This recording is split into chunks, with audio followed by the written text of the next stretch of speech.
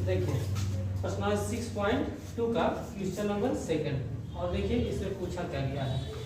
तो त्रिभुज P Q R और त्रिभुज पी क्यू आर में बीच में खींचा गया ई एफ। अब इसमें ये बताना है कि ई एफ क्यू आर के समांतर है या नहीं है, यही प्रश्न है। और इसके लिए 3 ऑप्शन दिए गए हैं और तीनों में ये भुजाओं की माप दी गई है। तो इसके पहले नियम आपको क्या बताया गया कि कोई त्रिभुज अगर है और उस त्रिभुज में किसी एक भुजा के समांतर एक रेखा अगर खींची गई है तो यह रेखा दो भुजाओं को दो छोटे छोटे भागों में विभाजित करेगा और इनका जो भाग है ये अनुपात आपस में बराबर होगा। ए ई बाई ई बी और A F by F C. देखिए फिर सुनिए, जैसे त्रिभुज है ए बी सी और इसमें आधार बीसी के समांतर रेखा खींचा गया ई एफ। जब ये रेखा इसके समांतर होगा तो इसका कंडीशन बनता है कि ये जो छोटे छोटे भाग हो रहे हैं इनका अनुपात आपस में बराबर होगा, अर्थात A E by E B और इक्वल हो जाएगा A F by F C. अब ये तो प्रमेय 6.1 में आप लोगों को बताया गया। अब यहाँ पर जो हमारा क्वेश्चन है इसी चीज को यहाँ ढूंढना है। अगर हमें ये बताना है कि ई एफ बी सी के समांतर है या नहीं है तो हमें इन दिए गए मापों से ये सिद्ध करना होगा कि पी ई, जैसे पी से ई तक की लंबाई बाई ई क्यू, ई से क्यू तक की लंबाई का अनुपात पी एफ और एफ आर के अनुपात के बराबर है। अर्थात ये जो 3 ऑप्शन है तीनों को सॉल्व करना बारी बारी से। इसमें क्या बताना है कि P E by E Q, P F by F R, इसका अनुपात अगर बराबर हो गया तो हम ये कह सकते हैं कि ई एफ क्यू आर के क्या है समांतर।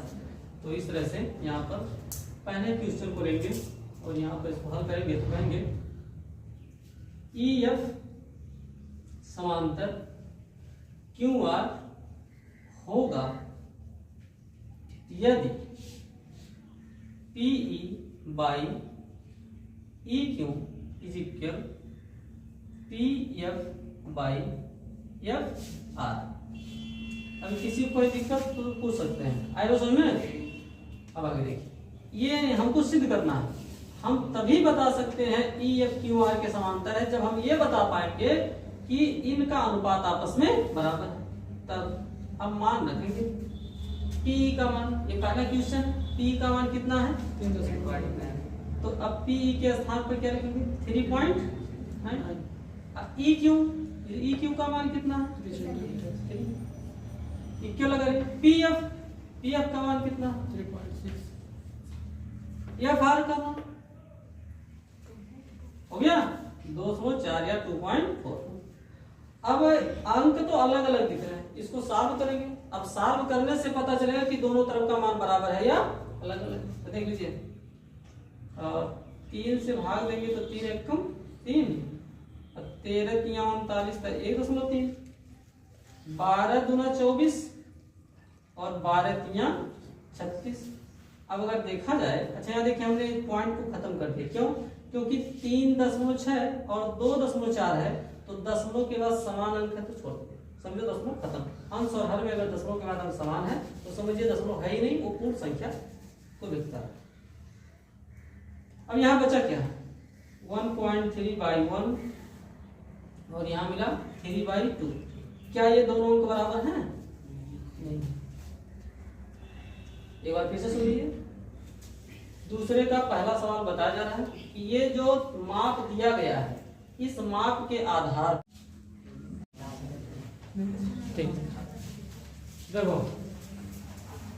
पहला हो गया, पहले में अनुपात बराबर नहीं था तो इसके आधार पर क्या कहा गया ई एफ और क्यू आर समांतर नहीं है। दूसरा देख लीजिए, बात ना करो राज, देखो जब दूसरे में पूछा गया है ये जो मान दिया गया है इस मान के आधार पर बताना है कि ई एफ समांतर क्यू आर है कि नहीं है। तो यहाँ पे कंडीशन लिखना पड़ेगा, क्या ई एफ समांतर क्यू आर होगा यदि P by E Q is equal P F by F R.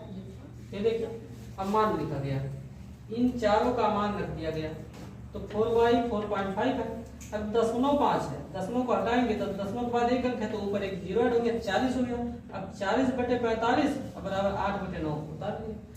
5 × 40 और 5 × 9 45, 8/9 बराबर 8/9। हमने क्या कहा, दोनों का अनुपात बराबर होना चाहिए, तो अनुपात देखिए बराबर है। अब अनुपात बराबर है तो इस दूसरे नंबर में जो माप दिया गया उस माप के आधार पर कहा गया कि EF समांतर QR, EF समांतर QR होगा। अब तीसरे नंबर को सॉल्व करना है। अब तीसरे नंबर को सॉल्व करने के लिए देखिए सबसे पहले तो यहाँ पर माप को देख लिया जाए। PE का मान दिया हुआ, EQ का मान नहीं है, PF का मान दिया हुआ है, तो ER का मान नहीं है। क्या दिया है, PQ और PR दिया हुआ है। तो देखिए यहाँ पर समझना होगा आपको, तीसरे पॉइंट के लिए माप को देखिए। ये जो माप दिया है PQ, तो P से Q तक की जो रेखा है उसकी लंबाई है 1.28 सेंटीमीटर, और P से देखिए हमने कहा PQ रेखा है और उसकी पूरी लंबाई है 1.28 सेंटीमीटर, लेकिन जब बीच में E आ गया तो रेखा PQ दो भागों में बट गया। अब दो भाग में, एक भाग है PE और दूसरा भाग है EQ। PE का मान दे रखा है, PE का मान जब दिया है तो EQ का मान निकालना है। तो अगर EQ का मान निकालना है तो PQ अर्थात पूरी रेखा की लंबाई में से एक भाग अर्थात PE को घटा देंगे। कितना है, 1.28 और इसका मान 0.18। घटा दो, कितना आया, 1.10 सेंटीमीटर। इसी प्रकार से इसका FR का मान नहीं दिया है। P से R तक की लंबाई है 2.5, तो यहां से निकालेंगे FR। FR का मान निकालने के लिए PR में से PF को घटा देंगे। PR का पूरा मान है 2.56 और PF का मान है 0.3। 6 में से 6 गया 0, 5 में 3 गया 2, 2.20 सेंटी। तो ये तीसरे नंबर के लिए मान निकाल लिया गया। अब बाकी मान यहाँ पर तीसरे लिख दे रहे मानों को। PE का मान है 0.18 सेंटीमीटर और PF का मान है 0.36 सेंटीमीटर। इस मान को दोबारा हमने लिख लिया और इसी मान के आधार पर बताना है कि EF QR के समांतर है कि नहीं। तो ये मान निकाल लिया, उसके बाद लिखेंगे कि यदि, यहाँ पर लिखेंगे यदि PE by EQ समांतर PF by FR हो तो EF समांतर QR होगा। किस माप के लिए, तीसरे नंबर का जो माप है, इस तीसरे नंबर के माप के लिए अगर इसका अनुपात बराबर होगा तो क्या होंगे, अनुपात ये समांतर होंगे। अनुपात निकालेंगे तब पन्ना मत पलटो, पन्ना कितने से आएगा का बोर्ड पे देखो तब आएगा। अब इसका मान निकालेंगे PF by FR। दोबारा से लिखा, अब इसका मान लिखेंगे। PE का मान कितना है 0.18, EQ का मान है 1.10, PF का मान है 0.30 और FR का मान है 2. एक बात हमने बताया था कि दशमलव के बाद अगर अंक समान है तो समझो दशमलव खत्म है। तो अगर दशमलव खत्म है तो देख लीजिए, दशमलव के बाद 1 8 2 अंक है, दशमलव के बाद 2 अंक है, तो समझिए अब ये 18 बटे हो गया 110। और यहाँ पर अगर थोड़ा ध्यान दे तो 2 से भाग करेंगे तो 0.18 और 2 से भाग करेंगे तो 1.10। तो दशमलव के बाद समान अंक है तो ये भी खत्म। तो 18 बटे कितना हो गया 110। विभाजित कर सकते हैं 2 से कटेगा ये, लेकिन अगर ऐसे ही देख रहे तो दोनों का अनुपात क्या है बराबर है।